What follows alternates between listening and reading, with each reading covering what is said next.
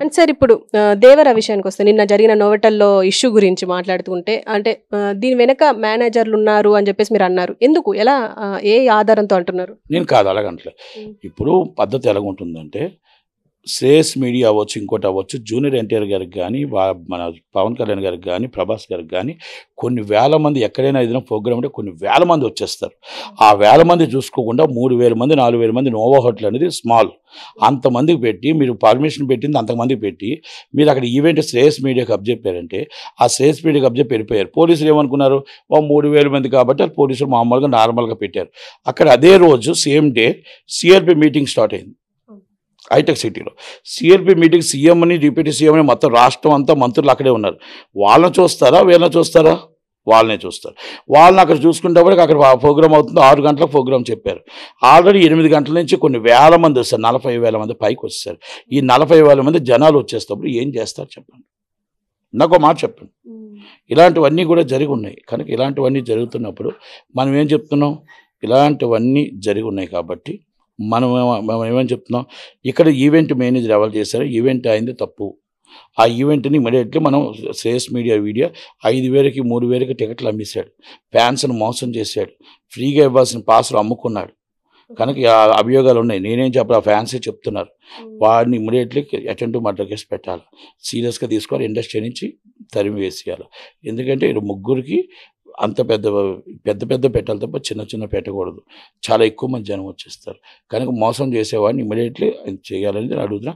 మేనేజర్లు ఆయన దగ్గర డబ్బు గడ్డి తిని కొంతమంది గడ్డి తిని ఇలాగా ఆయనకి సపోర్ట్ చేస్తూ వస్తున్న వాళ్ళకి ఇమీడియట్లీ యాక్షన్ తీసుకోకపోతే ఇలాంటివి ఇంకా జరుగుతాయని మాత్రం నేను చెప్పగలుగుతున్నాను. అంటే ఇండస్ట్రీలో ఒక ఈవెంట్ మేనేజ్మెంట్ అనేది ఒక శ్రేయస్ మీడియానే ఉందా, ఇంకా వేరే ఏం లేవంటారా? బోల్డ్ ఉన్నాయి. అవి రానివ్వరు, డబ్బులు ఇస్తారు కదా, మేనేజర్కి లంచం ఇస్తాడు, అక్కడ ఇంకా కొంతమందికి లంచం ఇస్తాడు, మీకు ఏం కావాలంటే అవి ఇస్తాడు. ఇంకా నేను అన్నీ చెప్పను కానీ టైం పడుతుంది. ఆడెవడైనా నాకు వచ్చి ఇది నట్టుకుమార్ గారు చెప్పింది తప్పు అని ఆడెవడైనా స్టేట్మెంట్ ఇస్తే అప్పుడు అది జాతకాలు ఏంటో నేను బయట పెడతాను. ఇప్పుడు నేను ఒక్కరిని చెప్పడం వేస్ట్ కదా. ఎవరైనా సరే అప్పుడు కానీ నట్టుకుమార్ గారు చెప్పింది తప్పు అన్నారు అనుకోండి, అప్పుడు వాళ్ళు మొత్తం టోటల్ విడమర్చి చెప్తాను. అందుకే చెప్పాను కదా, వీళ్ళు 5గురు నా మీద ఏమైనా రియాక్ట్ అయ్యి ప్రెస్ మీట్ పెడితే అప్పుడు వీళ్ళు జాతకాలు బయట పెడతా, ఇది చేస్తున్న ఎక్స్ట్రాలు ఇవన్నీ బయట పెడతా. ఇప్పుడు నేను ఒక్కనే వాగితే ఏం ప్రయోజనం ఉంటుంది? ఏమంటారు? అంతే కదా. నేను చెప్తున్నాను, అవతల రియాక్ట్ అవుతూనే కదా నేను ఏమైనా మాట్లాడగలుగుతాను. రియాక్ట్ అవ్వలేనప్పుడు ఏం మాట్లాడతాను? Thank you very much. Okay sir, thank you. And last one question sir, Chiranjeevi గారికి గిన్నిస్ రికార్డ్ వచ్చింది, 537 స్టెప్పులు, 24,000 సినిమాలు అని చెప్పేసి, పాటలు అని చెప్పేసి. సో వీటి గురించి మీరేమంటారు సార్? అంటే ఆయనకు రికార్డ్ రావడం కొంతమంది ఏమంటారు అంటే మీ ఇండస్ట్రీలోనే అది పెద్ద గొప్పేం కాదు అని అంటున్నారు, కానీ చాలా మంది అంటే మాలాంటి ఫ్యాన్స్ కి మాత్రం అది గొప్ప అని చెప్పేసి అంటున్నారు. మీరేమంటారు? ఇప్పుడు దాంట్లో కాంట్రవర్సీ లేదు, ఏమీ లేదు.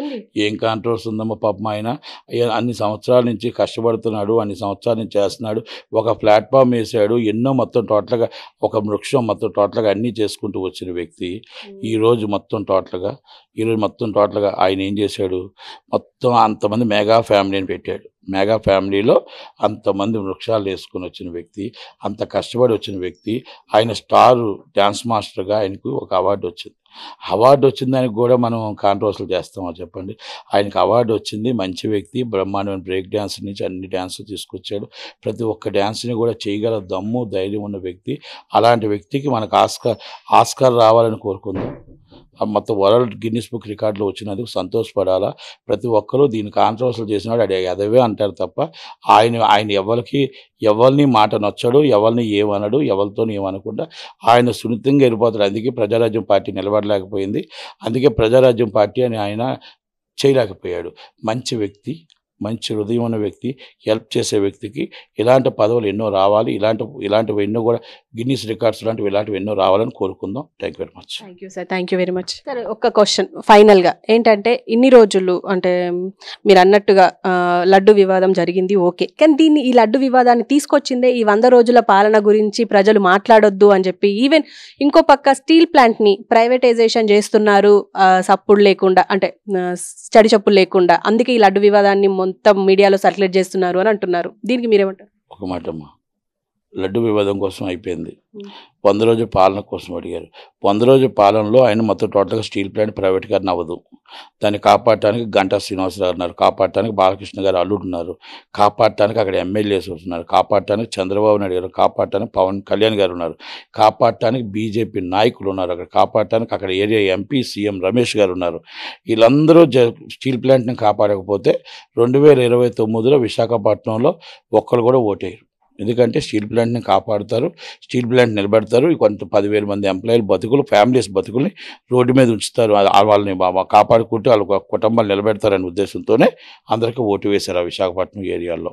కనుక మన 100% వాళ్ళ మీద మాకు నమ్మకాలు ఉన్నాయి, పూర్తిగా కాపాడుతారు. ఒకటి. రెండో విషయం ఏంటంటే విజయసాయి రెడ్డి గారు చెప్తూ ఉంటారు, ఆయన అన్నీ నిజాలే చెప్తాడు, అబద్ధం చెప్పను నేను ఎప్పుడు అని చెప్పి నిజాలే చెప్తూ ఉంటాడు. ఆమె ఎవరో ఆ తాలూకు శాంతి అని ఒక ఆమె చెప్పింది కదా, నాకు సుప్రీంకోర్టు రిలేషన్షిప్ చేయమంది, నాకు స్వేచ్ఛ లేదేటండి, నాకు స్వేచ్ఛ ఎవరా అంటది. పాపం డిప్యూటీ కమిషనర్ ఒక ఆయన ఎవరి మీద తీసుకెళ్ళి మన్ను పోసేసింది. మన్ను పోస్తే ఈమె మీద సస్పెండ్ చేసింది కాకుండా ఆ మన్ను పోయించుకుని సస్పెండ్ చేసేసారు. ఆ కోపంతో ఆయన రిజైన్ చేసేసాడు కూడా. అంటే ఇలాంటివన్నీ కూడా చాలా చాలా ఉన్నాయి. ఇంకా చరిత్ర చూసుకుంటే నారీ నారీ నడుం మురారి ఇచ్చాపురం, నారీ నారీ నడుం మురారి గుంటూరు, మొత్తం టోటల్గా ఇలాంటివన్నీ చూసుకుంటే మనం ఈ అంటే మర్యాదలు మహిళల కోసం మర్యాద తెలియాలి అంటే, మర్యాద ఇవ్వాలి అంటే అది వైసీపీ పార్టీ తర్వాతే. ఎందుకంటే వైసీపీ పార్టీలో మహిళలకు ఇచ్చిన గౌరవం ఎవరికి ఇవ్వరు. ఎందుకంటే అరగంట రా అని ఒక మంత్రి అడుగుతాడు, గంట రా చాలు అని ఒక మంత్రి అడుగుతాడు. వాళ్ళకి వాళ్ళ చెల్లెల్ని కూడా మన డబ్బులు ఇచ్చి తిట్టిస్తుంటారు, తల్లిని తిట్టిస్తారు, ఆరాధ్య దైవం రాజశేఖర రెడ్డిని తిట్టిస్తారు.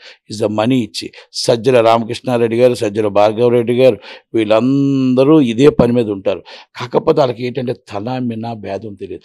ఈమె చెల్లి, ఈమె చిన్నాన్న కూతురు, ఈమె మొత్తం ఈ ఆడబిడ్డలు అందరూ నా సొంత చెల్లెళ్ళు, అవన్నీ వాళ్ళకి తెలియవు. వాళ్ళకొకటే కుర్చీ ఉందా, మన డబ్బు వచ్చిందా, ఏమైందా, రాష్ట్రం ఏమైపోయిందో అనవసరం. కనుక అందుకే వైసీపీ పార్టీకి ప్రతిపక్ష హోదా కూడా ఇవ్వలేదు. అంటే అర్థం ఏంటో తెలుసా, first time and history record ప్రతిపక్ష హోదా కూడా లేకుండా చేసిన పార్టీ ఏదైనా గవర్నమెంట్ ఏదైనా ఉందంటే అది ఆంధ్రప్రదేశ్లో మొత్తం టోటల్గా జగన్మోహన్ రెడ్డి గారి పార్టీ. కనుక మన జగన్మోహన్ రెడ్డి గారి కోసం, ఆ వైసీపీ పార్టీ కోసం ఎంత తక్కువ మాట్లాడుకుంటే, ప్రతిపక్షం ఏంటంటే ఇప్పుడు ప్రతిపక్షానికి ప్రధాన ప్రతిపక్షం జనసేన, అధికార పక్షం జనసేన, మేమందరం ప్రతిపక్షం.